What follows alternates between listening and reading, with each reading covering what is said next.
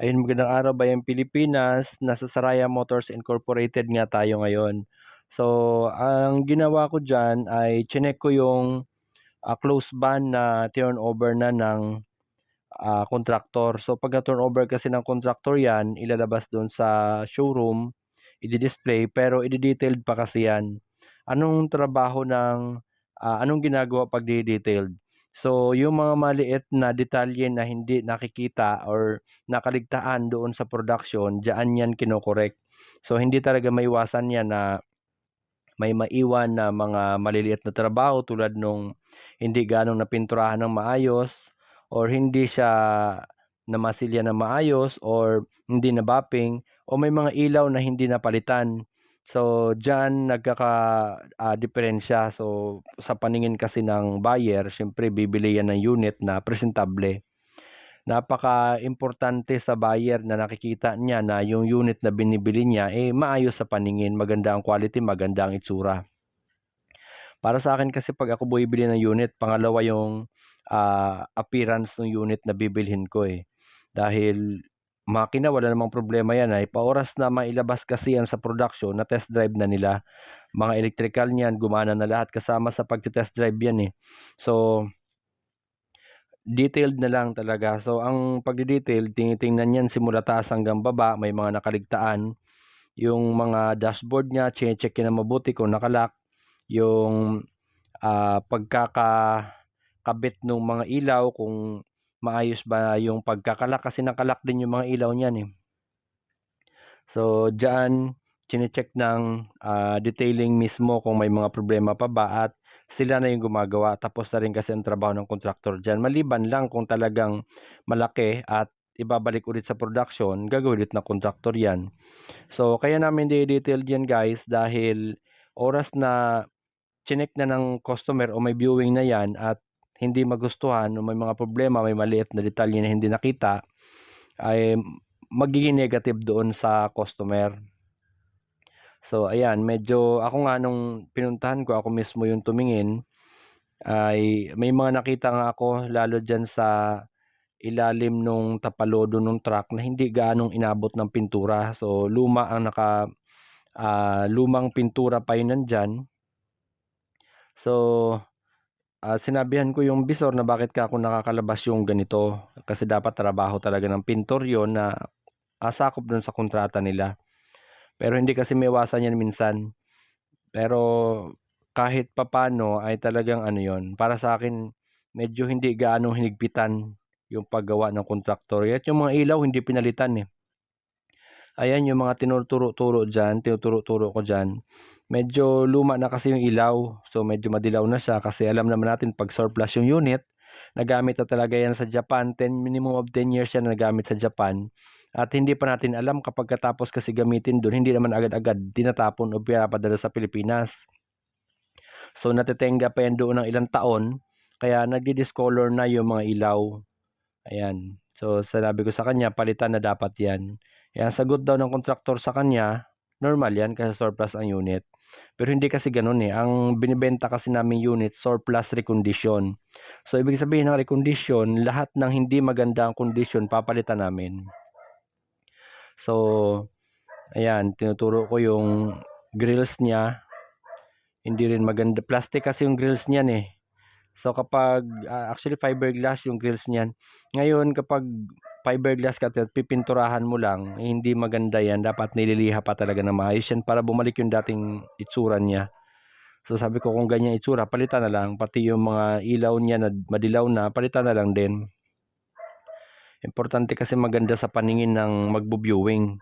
At saka, ayun nga, paano natin mapapatunayan na recondition ng unit kung surplus, kung puro surplus naman yung nakikita, ay ang binibenta natin surplus recondition. So, ayan, para din makorek yung supervisor, sinabihan ko siya na talagang kung kailangan palitan, palitan. Kasi maganda ang paningin ng magbo-viewing kung maganda rin yung itsura na tinitingnan niya. So, ayan. Medyo ako mahigpit ako sa itsura, Importante sa akin yung itsura ng unit.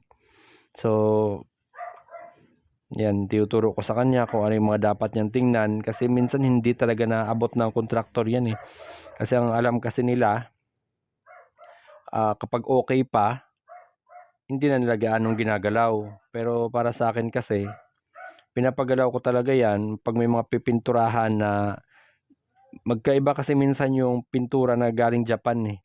Medyo hindi siya glossy. Ngayon, pagdating sa Pilipinas, ginugloss kasi namin yan. Kasi ang karamihan sa Japan, lalo sa under chassis nila, matte lang eh. Hindi makintab. Kaya magkakaiba minsan dahil kapag pininturahan namin ng gloss yung ibang part, tapos may natira pa na original na kulay, mahalata yung original na kulay. So para sa akin, pinapapinturahan ko talaga ng iisang kulay lahat yan. Ayan, may mga tinuturo ako sa kanya sa under chassis. Ay sa ano yan, hindi yan ando yan sa ilalim ng tapaludo na hindi naabot ng pintura. So, ayan. Okay, yan. Pupunta kami ngayon sa production. So, may check din kasi akong isang unit doon dahil may sinimulan yung isang contractor doon na forward 6HL1 at ako rin yung mag-check muna kung paano sila nagsimula. Ayan pala, meron kaming boom truck dyan, 6HE1 engine, malapit na rin matapos yan. Boom truck yan, forward modelo na rin yan kasi giga yan. Ayun, pupunta na rin kami doon sa forward na dam. Yun yung pinunta ko talaga dyan. So, medyo masikip lang yung lugar. Makikita nyo guys, may mga 10-wheeler pala dyan nakaparada. Truck yan ng MFR. So, yung company kasi na isa, dyan sila nakikiparada at ng malalaki nila ng truck. Ayan yung forward na ni-recon. So, yan. Kailangan nakatuwad yung boom niya, nakaangat yung ulo para kita talaga kung ano yung mga dapat gawin. So, ganyan kami mag-recon.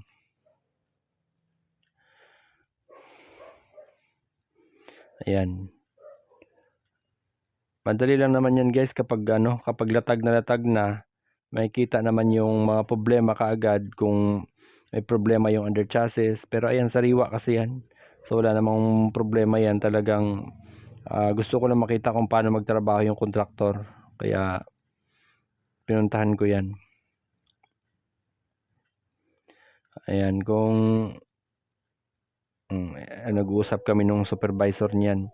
Kasi minsan hindi ko alam na may mga trabaho na nakakaligtaan, may mga kontrata na hindi pa napipirmahan. Ayan, tulad nga niya nakapagsimula na yan, tapos may kontrata yan hindi pa napipirmahan at humihirit yata ng dagdag. Kaya pinuntahan ko rin kung tama lang ba na magdagdag.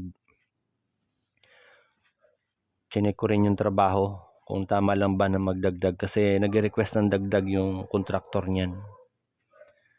Yan, pupunta lang naman ako dyan kapag may mga kailangan talagang ako ang mag-asikaso. So, ayan.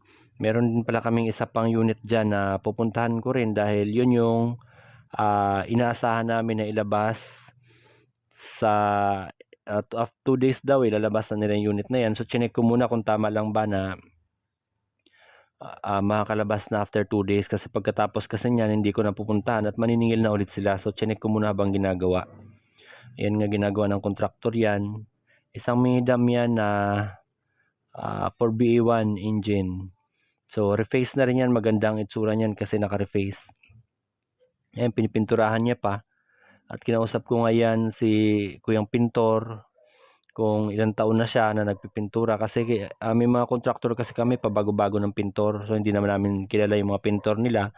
Pero at least kahit paano, pag may background or matagal na nagtatrabaho, medyo may tiwala tayo sa mga ganong klaseng pintor. Lalo sa pintor, sila yung nagpapaganda nung appearance ng unit. So, ayun, 7 years nga daw siya na nagpipintura ng mga truck na. So, ayun, kinausap ko nga siya. Gandahan mukha ko yan kuya kasi may inihirit ka ako. Yung contractor kasi nung blue na yon at saka ito, isa, may inihirit ka ako yung contractor mo na additional para mapagbigyan ka ako kailan magandang labas ng unit ninyo. So, ayun lang guys. Okay, so medyo mahaba na tayo. So hanggang dun lang. Magandang araw, Bayang Pilipinas.